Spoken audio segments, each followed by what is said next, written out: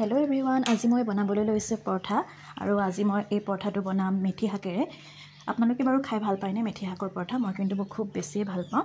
আৰু এয়া দেখিছে শাকখিনি মই ধুনীয়াকৈ ডাঙৰ ডাঙৰ ঠাৰিখিনি অতৰাই ললো, সৰু সৰুকৈ এইদৰে ছিঙি ললো আগখিনি আৰু অকণমান এয়া কাটি লৈছো মিহি মিহিকে। তাৰ পাছত এইফালে লৈছো ধনিয়া, এইফালে অকণমান জলকীয়া, অকণমান মিহিকে পিয়াজ আৰু আদা কাটি লৈছো।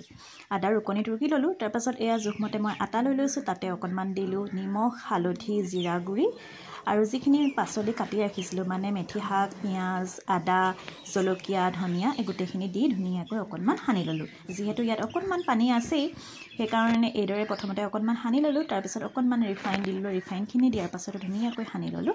তাৰপৰা এয়া দেখিছে অকণকৈ পানী দি মই ধুনীয়াকৈ আটাৰ এটা ডো বনাই ল'লোঁ। বেছি কোমলো কৰিব নালাগে আৰু একেবাৰে টানো কৰিব নালাগে। প্ৰথমতে এয়া ধুনীয়াকৈ মই সানি ল'লোঁ। তাৰপাছতে এয়া অকণমান ৰিফাইন সানি লৈ অকণমান সময় মই ঢাকি থৈ দিম, তেতিয়া ধুনীয়াকৈ কোমল হ'ব আৰু পৰঠাখন খাবলৈ ভালো লাগিব। আৰু এয়া দেখিছে মই ধুনীয়াকৈ ঢাকি থলোঁ।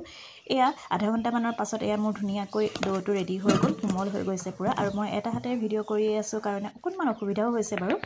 তাৰপাছতে এয়া আকৌ অকণমান মই বেলনাখনতে এইদৰে মঠি ল'লোঁ। মঠি লোৱাৰ পাছত সৰু সৰু এইদৰে মই লাৰু বনাই ল'লোঁ। তাৰপাছত আৰু ধুনীয়াকৈ বেলি ল'লোঁ। বেছি ডাঙৰ নাই কৰা বাৰু পৰঠাখন। আৰু এয়া দেখিছে ন মই একদম পাতলাকৈ বেলিছোঁ, বেছি ডাঠ হ'লে মোৰ ভাল নালাগে খাই, অকণমান সেইকাৰণে এয়া পাতলাকেই বনাইছোঁ।